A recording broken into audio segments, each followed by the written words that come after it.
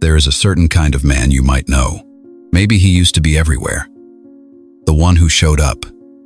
The one who answered the phone. The one who remembered everyone's birthday. Who gave the best advice at the worst moments.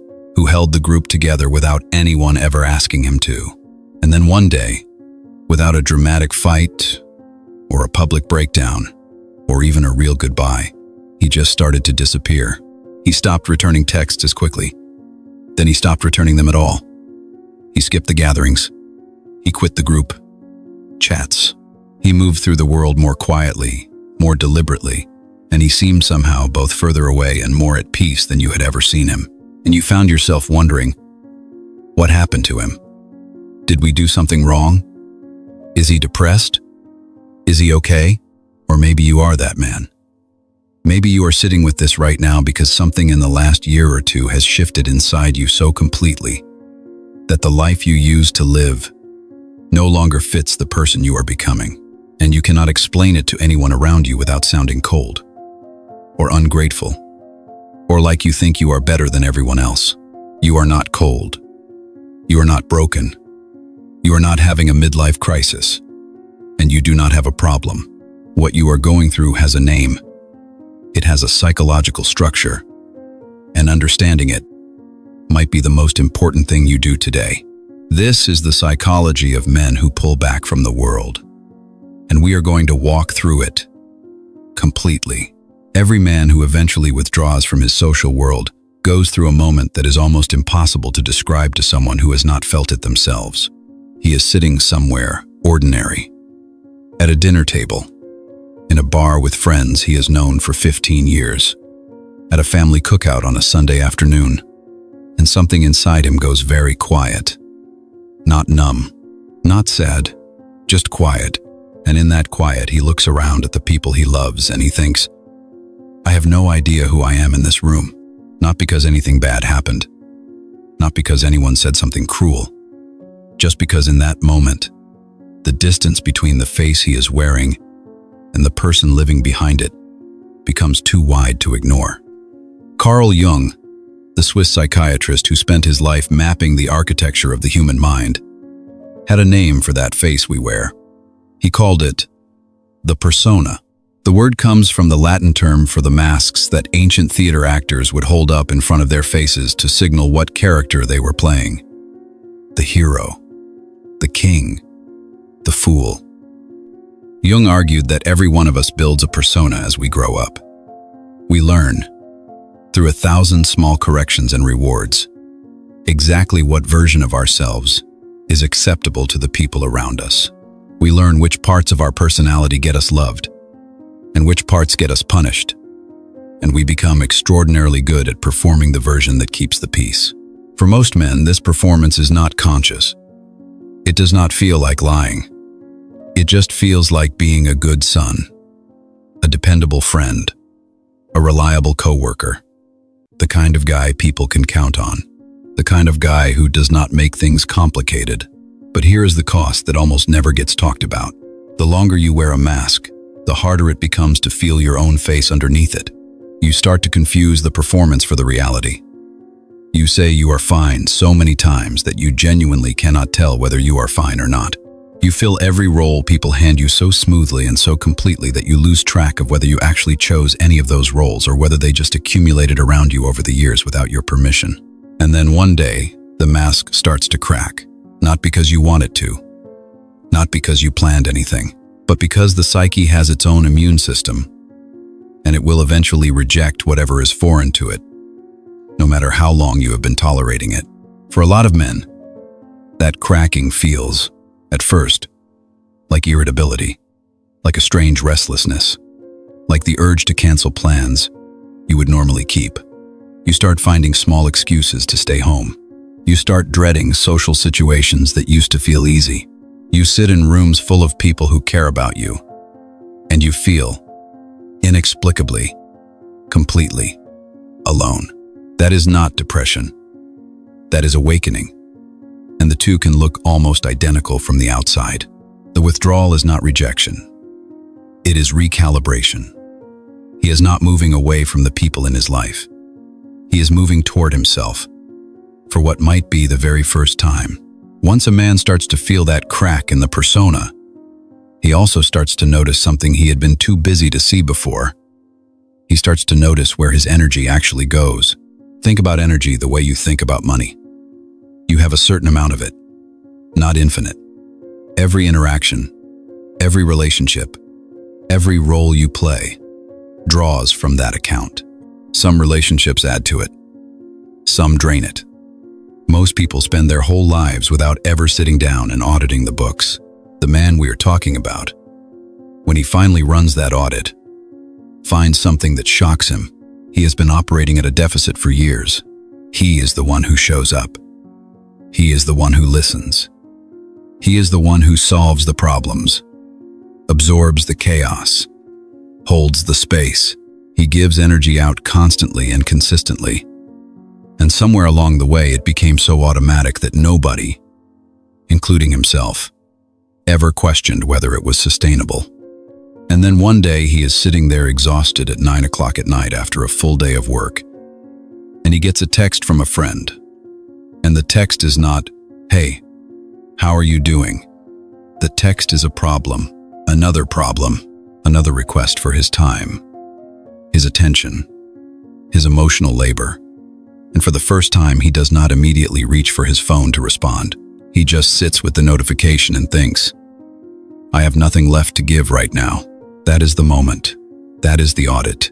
What he discovers when he pays close attention is a pattern that was invisible when he was in the middle of it. The people around him have sorted themselves, unconsciously, into two categories: the ones who give energy and the ones who take it. And the takers have learned, through long practice, to come to him because he always delivers. He is available. He is capable. He does not complain. He does not ask for much in return. He has made himself the emotional infrastructure of his entire social network, and infrastructure does not get thanked. Infrastructure just gets used.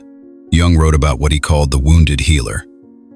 The person who has built their entire identity around being the one who helps, who finds their value, their sense of belonging, their proof of worth, in how useful they can be to others. This is not generosity in its healthiest form. It is anxiety dressed up as kindness. It is the belief, buried so deep it rarely gets examined, that I am only worth keeping around if I am useful. Men who carry this pattern do not attract bad people necessarily. They attract people who are used to receiving. And those people are not villains. They are simply operating according to the deal they learned to expect. When that deal stops, when the man in question finally runs dry and stops showing up the way he always did, the reaction from the people around him is almost always the same. They do not ask if he is okay. They get annoyed. They say he has changed. They say he is being selfish, that he is pulling away for no reason, that he used to be so much better at this. And in that reaction, he sees something he cannot unsee. He realizes that what many of those people loved was not him. It was the function he performed. And that realization is painful in a way that is hard to put into words, because it rewrites years of history in a single moment. But here is what matters. That realization is also the beginning of something. Because once a man sees that he has been running on empty for years and doing it with a smile, he cannot go back to doing that unconsciously. The choice becomes a real choice. He can keep showing up the way he always has, or he can start redirecting his energy toward the things and people and pursuits that actually refill him.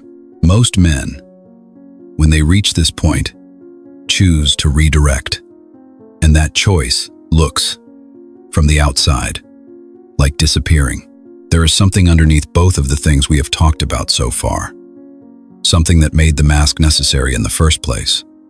Something that made the one-sided energy exchange feel tolerable for so long. Most men who go through this kind of withdrawal have, at their core, spent a very long time seeking approval. Not consciously, not obviously, but in the quiet background of almost every decision they made, there was a question running on a loop. Am I doing this right? Am I good enough? Do they approve of me? That question has a history. For almost every man who carries it, You can trace it back to someone specific. A father who expressed love in conditional terms. A mother whose approval could be won but never fully secured. A coach, a teacher, a peer group, an early relationship where the price of belonging was constant performance. The lesson those experiences teach, when they go unexamined, is this: your value is not inherent. Your value is earned every single day. So the man who learned that lesson becomes extraordinarily skilled at earning it. He becomes reliable, agreeable, useful, pleasant.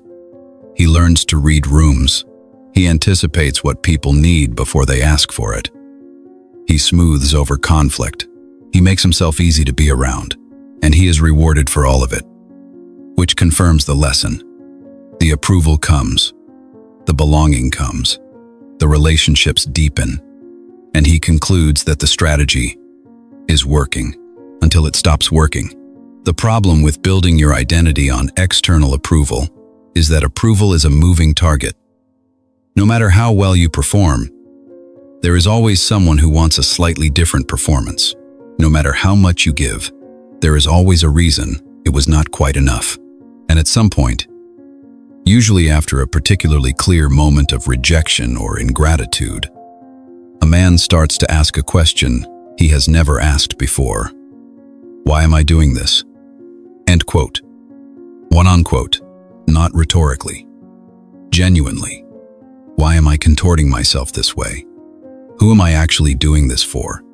And what do I actually think and feel and want underneath all of this? Those questions, when they come honestly, are devastating, because the honest answer for many men is, I do not know. I have been performing for so long that I have lost the thread back to myself. Jung wrote that the acceptance of oneself is the essence of the moral problem. He was pointing at something radical, that the most fundamental act of integrity a human being can perform is to stop requiring the world's permission to exist as they are. When a man finally internalizes that, when he stops needing the approval, something interesting happens. He also stops fearing the disapproval. He stops managing other people's reactions to him. He stops explaining and justifying and softening every decision he makes. And that absence of management, that quiet confidence, is misread by the people around him as coldness, as arrogance, as him thinking he is too good for everyone now. He is not thinking he is too good. He is just, for the first time in a very long time, thinking for himself. At this point in the process, something happens that surprises most men who go through it. They expect the withdrawal to feel like loss. And it does. At first, there is grief in stepping back from relationships that had been central to your identity for years. There is a strange, aching emptiness in the silence after you stop performing. But then the silence starts to change. It starts to feel less like loss and more like space. And in that space, things start to surface. Things he forgot he cared about. Interests he abandoned because they did not fit the persona. Opinions he suppressed because they would have been inconvenient. Dreams he set aside because the version of himself he was living did not have room for them. And he starts to realize something that our culture almost never teaches. That being alone and being lonely are not the same thing.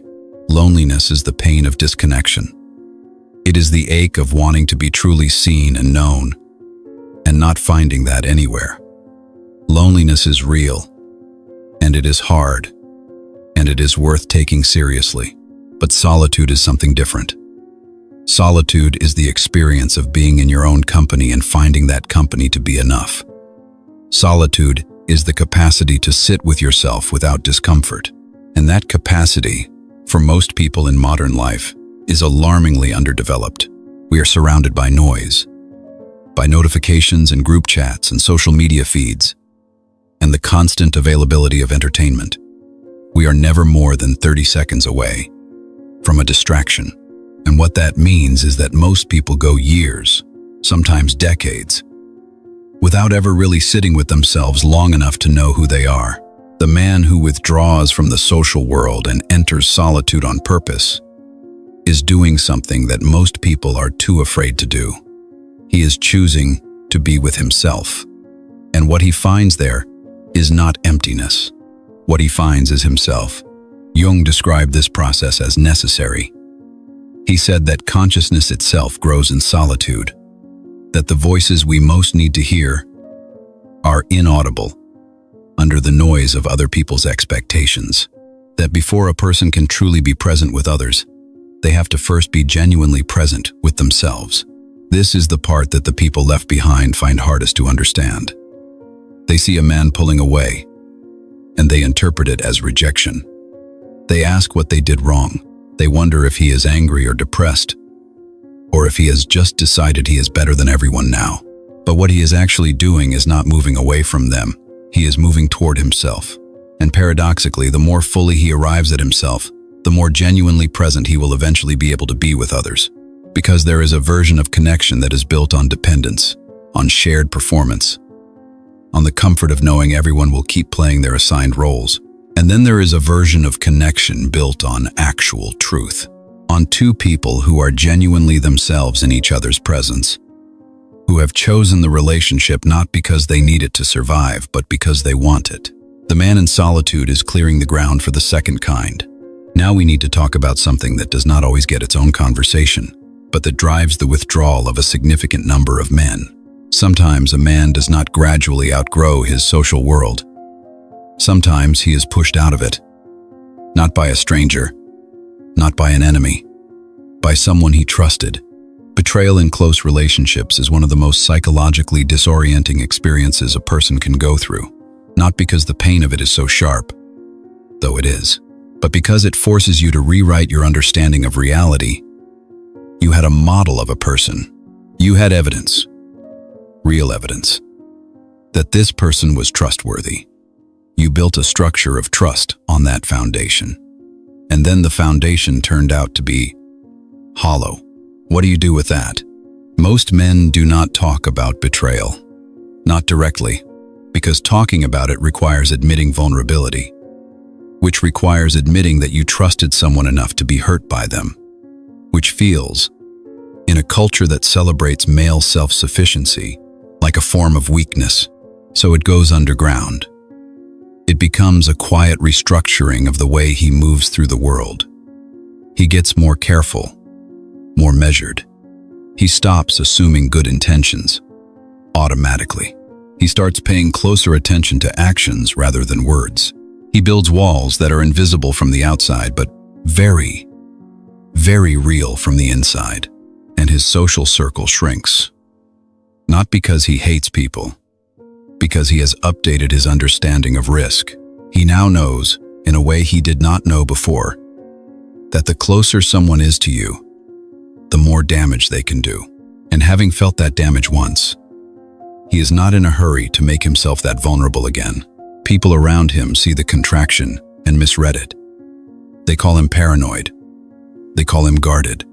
They say he used to be so open, and now he is closed off.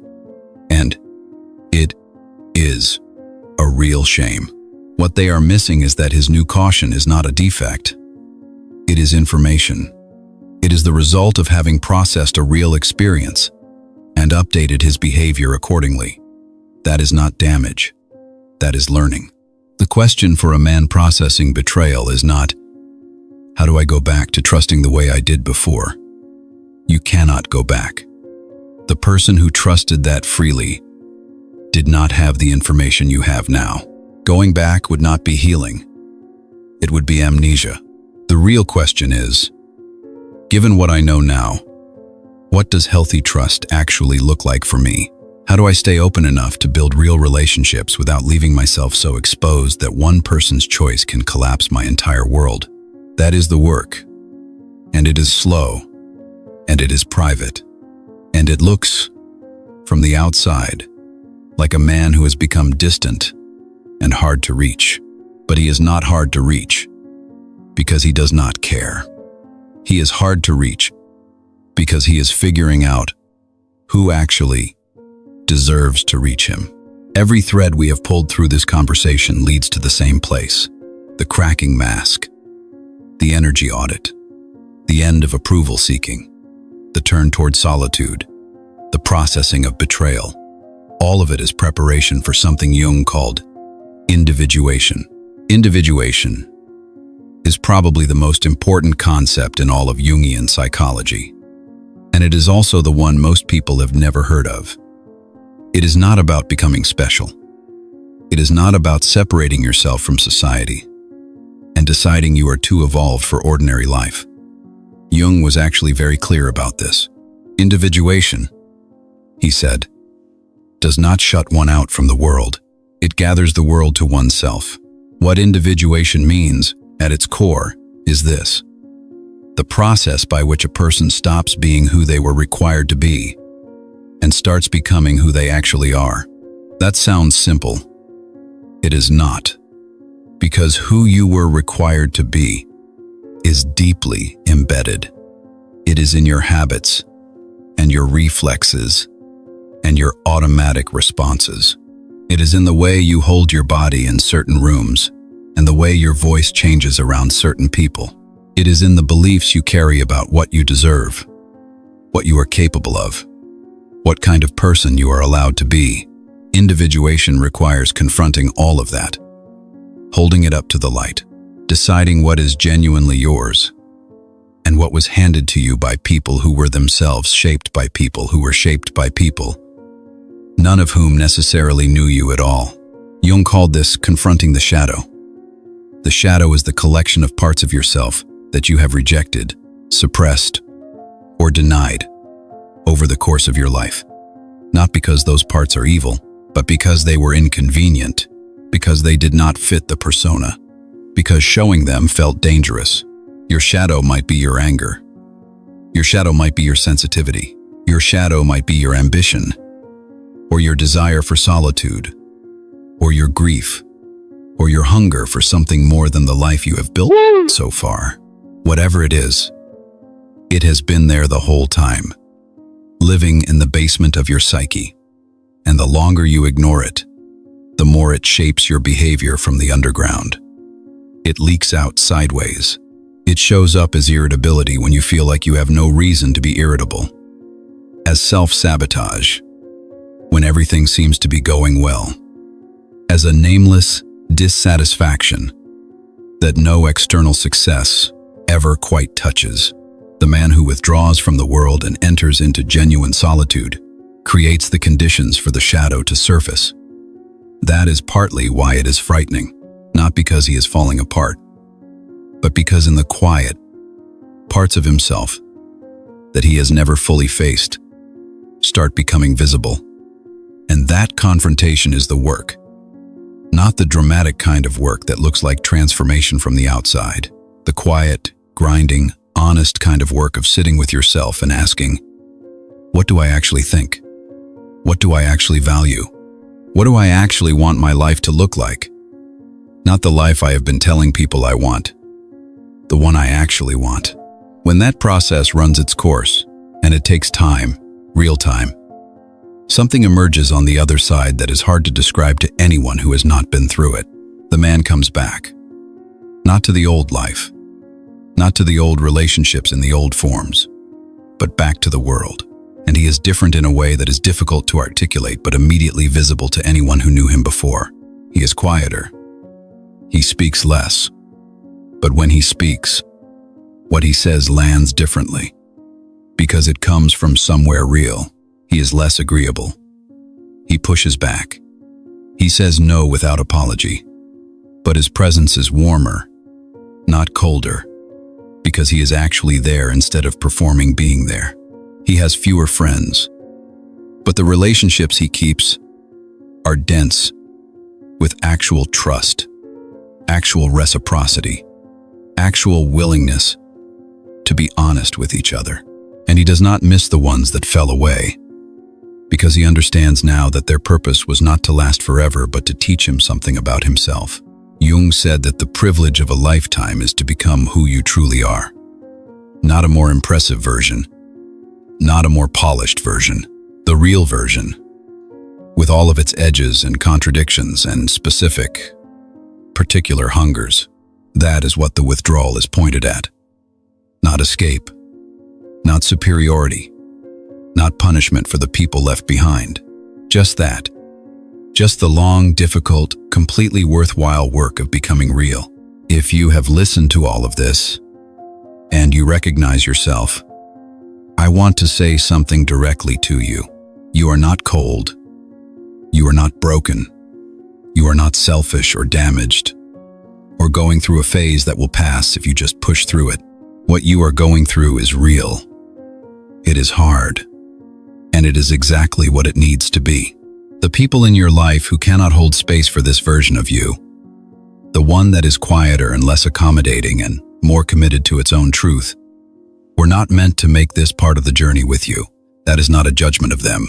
It is just an honest recognition that different seasons of a life call for different kinds of companionship.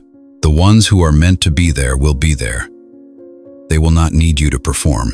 They will not be unsettled by your silence or threatened by your boundaries or confused by your refusal to keep being the version of yourself they got used to. They will just be there, present and real. And the relationship will have room for both of you to be exactly who you are. And if you are watching someone you care about go through this, I want to say something to you too. Before you label him cold, before you decide he has changed in some bad direction, or pulled away because of something you did, or because something is wrong with him, consider this. Maybe he is finally, after years of showing up for everyone else, choosing to show up for himself. That is not abandonment. That is not failure. That is, in the truest sense of the word, courage. Give him the space. Trust the process. And if the friendship or the relationship is real, it will survive this passage. It will come out the other side different, yes, but more honest and more durable than it ever was before. Because real connection does not require either person to stop being themselves. It requires both people to be willing to keep becoming themselves, together, over time. That is the work. That is what all of this is pointed at. And if you are in the middle of it right now, if the silence is still loud and the path is still unclear, I want you to hear this. You do not have to have it figured out. You do not have to be able to explain it to anyone.